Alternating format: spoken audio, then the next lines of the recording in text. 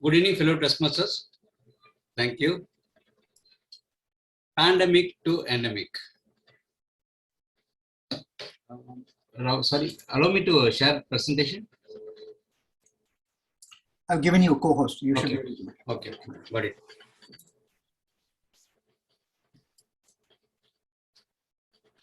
Good evening again. Welcome everyone. Pandemic to endemic. You can still make something beautiful and something powerful out of a really bad situation. Can anyone tell me, anyone not affected with this coronavirus disease? Anyone that you are aware? Sorry, just a minute. I will keep a gallery view.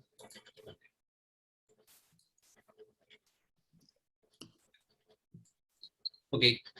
Do you know anyone that you can say is not affected by COVID? Either of one or the other, any other reason? Okay. So mostly everyone got affected with the coronavirus disease indirectly or directly or indirectly. So there was popular virus in 1918 influenza pandemic, which caused a lot of lives and 100 years back, and with the 2019 we got this COVID-19. In 2019 we got this COVID-19. Okay, so here most of the countries affected with lot of cases. Here you see the map. You don't see any gray button, gray color here. It means everywhere it got affected, and it is causing very much. And if you see the data, it's almost 223 countries and 229 millions of cases and 4 million of deaths, and still there are 206 millions got recovered. Okay.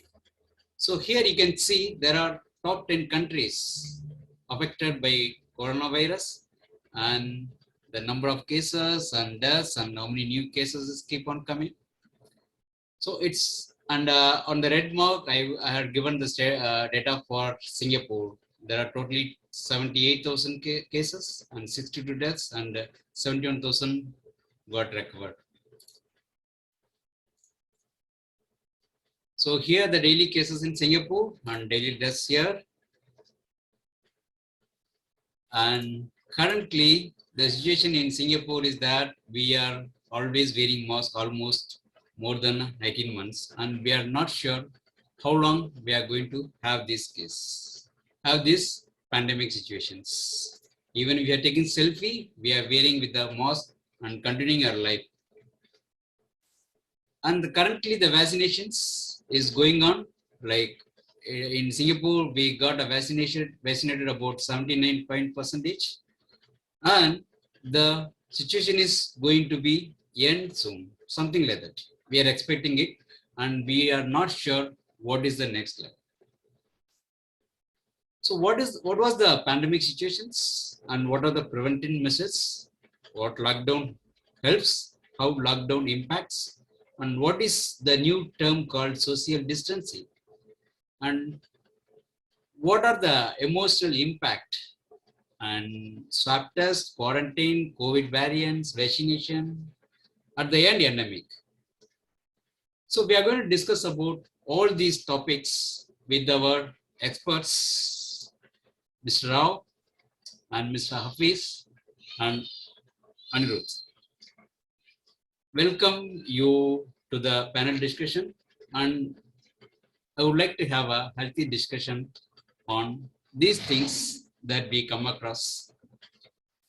We cannot think of any other topic apart from the COVID now. It's in our each and every day's life, every hour life, the COVID is got into it. Rob, okay. I'll stop sharing the screen first. Can you add Rao, Hafiz, and Anirudh as a spotlight, or it's okay?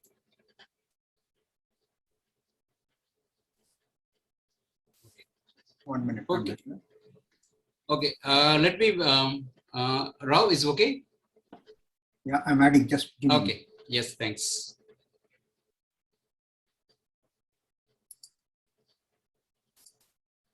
Okay.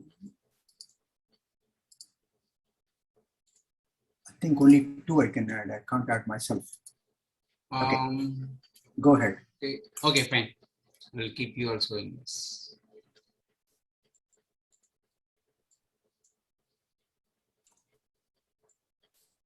Okay. Okay. I will ask first question to I will ask first things to Rao.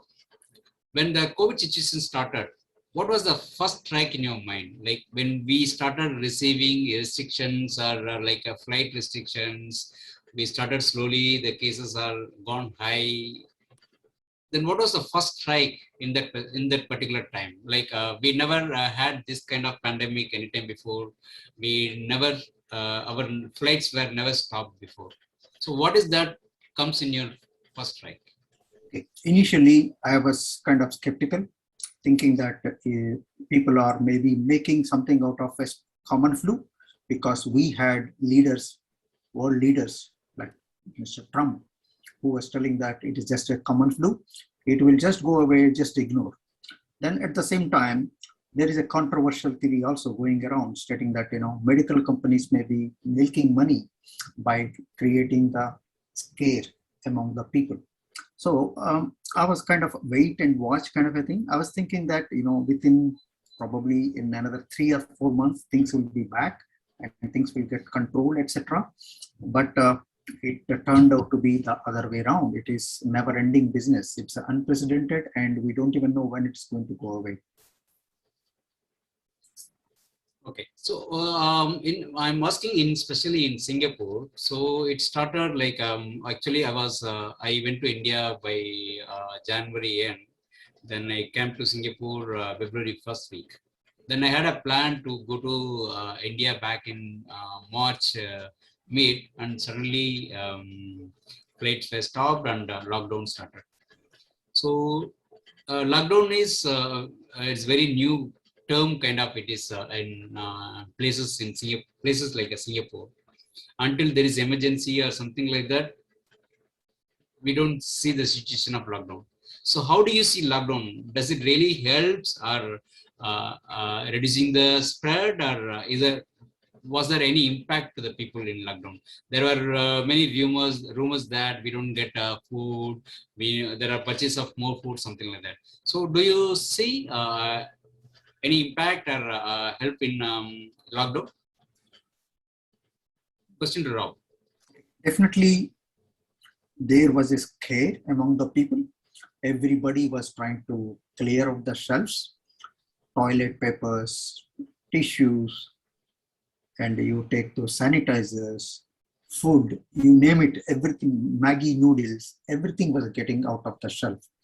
Thank God, government has done a good job in controlling this and assuring the public that don't worry, don't panic, we have enough supplies, and they have demonstrated. And with that, things became a little better. Otherwise, it would have become a big chaos. Yeah, that was a great time. Like we never. It is lockdown means there are other countries face a lot of issues. Like people cannot go work, something like that. So here, lockdown is not much difference unless you going to meet someone or going to buy anything else. For So Singapore case, it was really a difficult situation because almost 80 to 90% of the food is imported.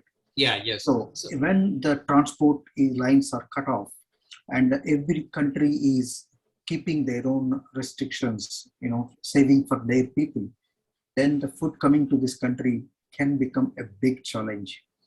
And with the communication networks or with their diplomatic relations, they were able to get those food even far away from the near countries. Like, for example, some of these eggs and all, they were getting all the way from the Europe because they were not able to get delivered from here.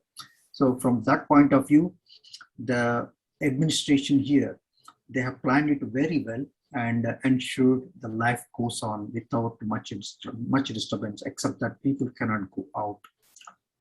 Yeah, that's right. Like food court was open and primary support people can travel. Those things made us to very comfortable on these things. Sorry to And interrupt you here, Vijay, but I have a question for my fellow panelist, Mr. Rao. yes, Mr. yes, Rao has mentioned that he feels the government has done a great job with the lockdown and handling the pandemic. But Mr. Rao, I'm sure you must have seen how all of these immigrant workers in their dorms contracted the virus and contracted it in hordes, thousands upon thousands every day. Do you think the government could have done something better? Because you seem to believe that the government did an excellent job right up front. So want to hear whether you concur with this part as well. Um, there was a bit of a problem there in that particular space because the workers' quarters, as you know, they are very closely um, placed together, unlike other places. And also there is a direct relation in terms of the work they were doing within the community. So when one person gets affected with the virus, it is easy for it to be spread very fast in that. So it took a while for them to realize that, but overall they have done a good thing, especially once they have realized that a lot of people are getting impacted. They have created what is required in terms of providing food, in terms of isolating them, etc. So initially there was a bit of a problem, but after a couple of months, they have done what is required. So they have learned the lessons. yeah. I would like to add, like the community cases were very normal those times. Like it goes into 200, 300, 400. So when it goes into the dormitories, those places where it gone into high like 1,000, 1,500, 2,000, something like that. Though the cases never cross more than 2,000 as I earlier showed in the graph. Only those places. So those measures needs to be taken care at those places. So as Rao mentioned, the food isolation, those measures really help, and it is very necessary to do at that time. I think the positive thing is recently I read the news that the dormitory setups are being improved. So it's something which is an outcome of this, that they came to know, or the authorities came to the living condition not that great. So now things have been improved, which is good for them going forward. Okay. Yeah. Fine. That's fine. And I would like to ask Anirudh now. Anirudh, like you see, from the day the virus started spreading to the Singapore, the website got updated with case 1, case 2, case 3, and they started isolating the cluster and tracking out who are expected to be positive cases. So something like that. And even when we get into the mall or any hospital or any food restaurants, we are asked to scan and the tracing. So these for the preventive measures were taken care. Something the technology really helped a lot.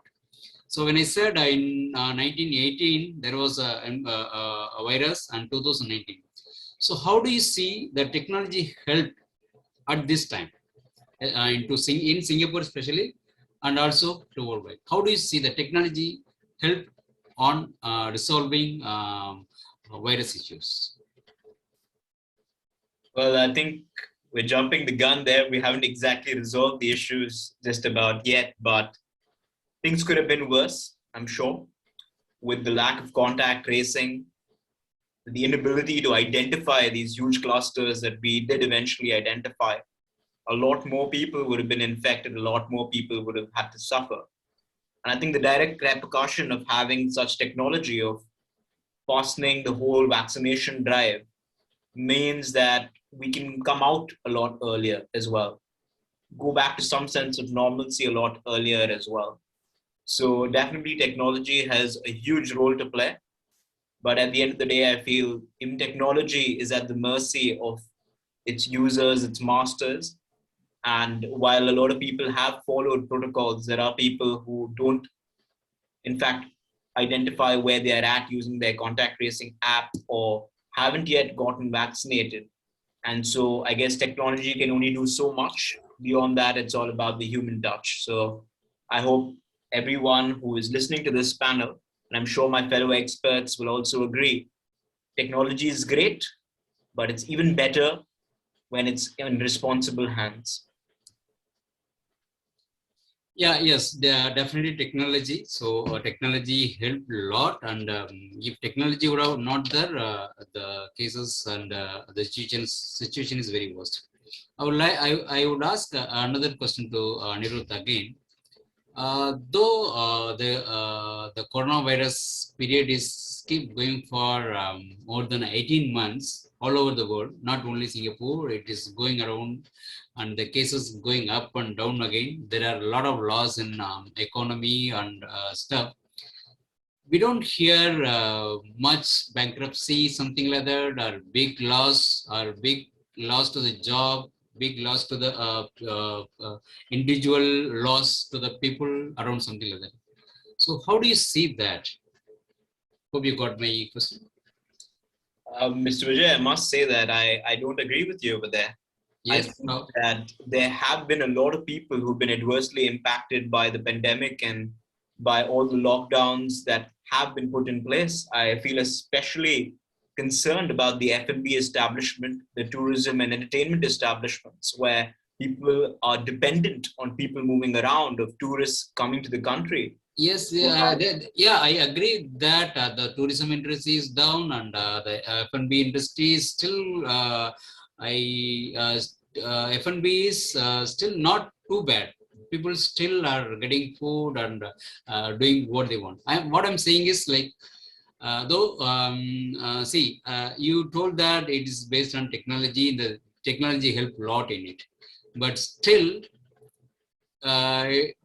we cannot say big loss, something like that, to the job and the we are working from home. The things are going on, something like that. Apart from the tourism and food industry or the consumer stuff, there are things still going normal. So, what do you see? How it? Again, Mr. Vijay, I must disagree with you over there. I feel that a lot of the job loss that you will see perhaps in the more service-oriented industries of like banking and finance will perhaps come a couple of years down the line. The company that I'm currently working in it is now had 2 office spaces. Now the downside is to have 1 office space. And a lot of companies are realizing that work done by humans can easily be optimized, can easily be mechanized. And maybe we don't see that job loss today, but this period, this pandemic has accelerated the automation of a lot of tasks and functions performed by companies. And as a consequence, I foresee in a couple of years, there being significant job loss in the service industry as well. Apart from the industries that I've already spoken to you about, be it the F&B establishments or be it entertainment industry, a lot of flights grounded, a lot of hotels shut, a lot of restaurants out of business. So I do think that the economic loss of the pandemic is severe and should not be underestimated. Yeah, yes, definitely. I kind of agree with your point, but with the technology again, hope what are the any new issues will come. Hope we can overcome with that. I want to add something. Yes, sir. So there are pilots, for example, if they don't fly for a couple of years, their skills will be rotten. Olympics, for example, it's supposed to happen last year. Imagine somebody who is at peak of his life and he could not participate in that year and he had to wait for 1 more year. With the current situation, imagine the practice what he could have done. So which means the results will get skewed. Similarly, in the F&B business itself, somebody who is running the restaurant and now if he is not able to adapt the technology, he's good at cooking. You don't expect him to do technology there where he can deliver and manage all that. So the whole industry, it becomes skewed. Some industries like IT, finance, yeah, currently they are good. But we don't know, like Anirudh said, long-term repercussions we won't know yet. We will be knowing only after a couple of years. Definitely there will be some. And people who have learned their skills, they have to unlearn and learn new skills. For example, the people who are in the tourism industry, they don't have the jobs. They are asked to work in other industries where there is growth. For example, in terms of manufacturing and the health sector, for example, or in IT. So it's not easy for everybody. Somebody can fit in, somebody may not be fit in. So there is definitely a loss of lot of impact because of this pandemic, and the overall thing you will come to know only later. Okay. Can you stop sharing the screen? Yeah, yes, as I mentioned, I will add that I'll still again with the technology and with the people unity, and we can get over any new issues, I guess. No, but Mr. Vijay, I'm saying that technology itself is the issue. You keep Yeah, saying yes, I mean, I'm saying with the technology and people, there should be definitely a new thing always. For example, if I say there is every if you say the job loss, every mall or every place there is a person to scan. So there is a new job created. I would say that I will say that. Okay. So I don't know, Mr. Hafiz, what do you think? I am still in disagreement with Mr. Vijay there. I feel like the job creation that he's talking about is just superficial. Someone scanning your QR code is not a meaningful job, and in the long no, term, I mean everywhere. I mean it is. See, if you count number of people, so there will definitely the new job is created always. I'm saying in some part, I agree that there are some industries are affected. Tourism almost only very 10% or something like that only would go off. So definitely, I mean, with the technology and the people, new ideas, we can overcome. I would say, I'm saying it diplomatically. Yeah, I'm but not. that is the part of let's say evolution. When the things change, Yes, yeah, jobs that's change, right. the type That's of the right term. it is the who is the race to fittest, like who is better, who can unlearn and relearn and do better things. As I said, this QR scanning might be superficial, but similar to that, that could be other jobs creations. But people should be, or humans should be ready to take it, but that's part of development. But Yeah, yes, right. I'm glad to see that there are a few optimists on the panel today, but I'm going to still hold on to my opinion. Okay, sure. And with that Anirudh concern, I would like to ask about another concern to Hafiz. There are emotional impact. Like there are people not able to travel in emergency, like someone close relative is not well, or someone they lost for mom or dad, or even in such situations, the people cannot travel. It's really a big impact to the people, especially people who are came to work in Singapore and they stuck with it. So how do you see that? Like I can go, but the thing is that I cannot come back. The situation is something like that. So how do you see this particular impact with the people and in the society or in a community?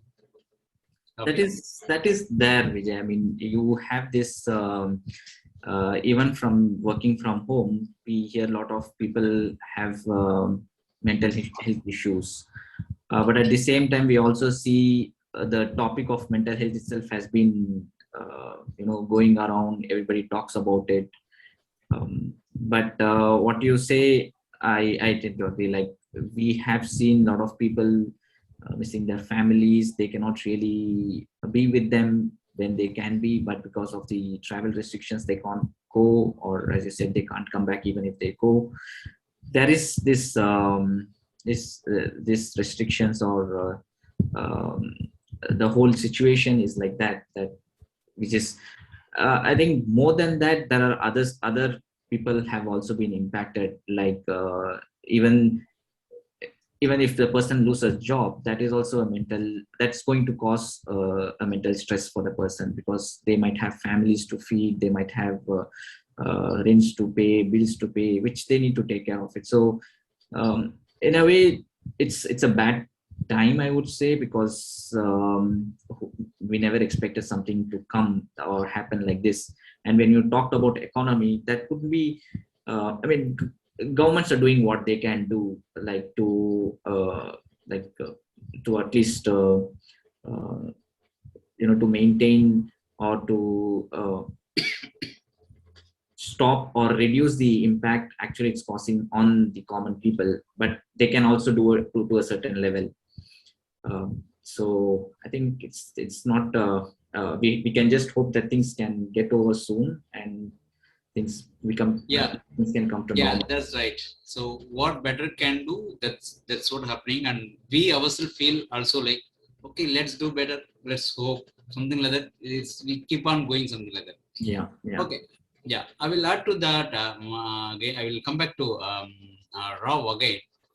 So when the coronavirus started, we are expecting like when the vaccinations comes. When the vaccination comes, there are different variants, and even after taking the vaccinations, still people are getting affected again.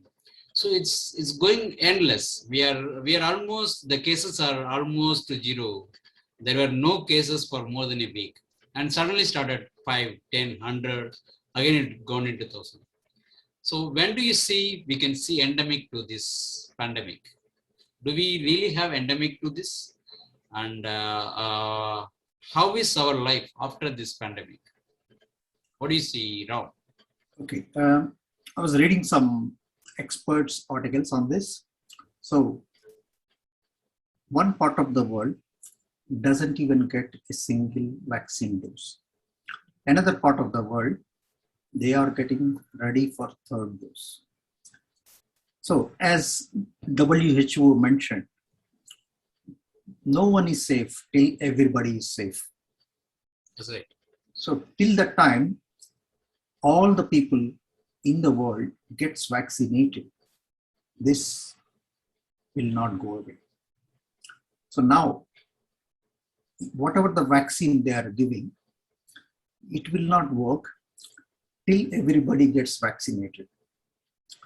So now, again, there are countries who have started giving third dose. Why they are giving third dose? They say that those who are more than 65-year-old with comorbidities, their antibody levels are quite low after 6 months.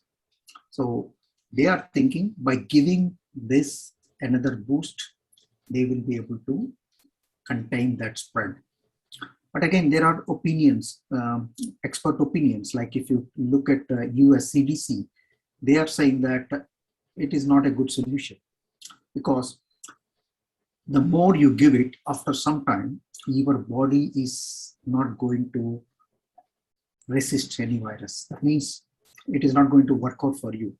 So there is a fine balance they need to reach. So this is like a new game. Nobody has done this before. So whole world is learning through this.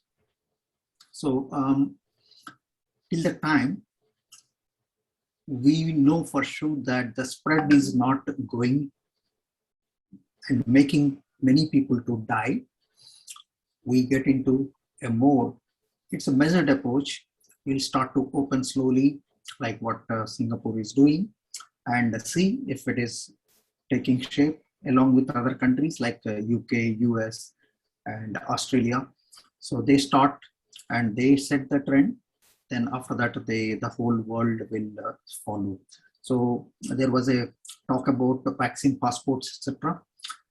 But again, that is also gone into the back burner. So we have to see how it is going to lead. But the fact is, the virus is going to be there for some more time for sure. Yes, that's true, Rao. You mentioned the world is learning. Yes, definitely there is a learning everywhere, like the Toastmaster where we do it in closed room. We are almost 18 months doing it remotely. And the company started encouraging people to work from home. And they started thinking future plans and how to run the business in future instead of renting out lot of workspace, so they can also plan for reducing the cost of office space. And people started learning music and any kind of stuffs through remotely. Even cooking us also they started learning through online. And everywhere, like you can see everywhere, whatever, like even the show is they're doing it live streaming on social media. So there is a lesson everywhere, and hope all this lesson will go through. All this lesson will go through, and the endemic will get soon. I will quote the same thing again. You can still make something beautiful and something powerful out of really bad situations. Individual, everyone like you and me, at this bad situation, we can make something beautiful and powerful. We can definitely come out well on this. Okay, I'm going to close this panel session discussion on this COVID, and with the message that pandemic will go in soon in endemic, and we can hope on it. We can only hope on it. Apart from this, anything, if the panel members can pose anything, Anirudh, Rao, Hafiz, anything would like to say? I think just like to wish everyone in the audience best of health. At the end of the day, their safety is in their hands, literally. So, Yeah. so if your safety is in your hands, make sure your hands are sanitized. Yeah, that's right. So that's all I'd like to say. Thank you. Thank you, Anirudh. Rao? Yep, Please. it was a good discussion covering various aspects of this pandemic. As Anirudh said, yeah, be safe and follow the rules, get vaccinated so that you can save yourself and you can save your family and your society. Exactly. So each of us do our part and hope we have this pandemic soon become endemic and ends, and we are back to our normal lives. Thank you. Okay, thank you very much for joining this panel discussion, and hope to see you soon in another meet and another event. Thank you very much. Thank you, Toastmaster.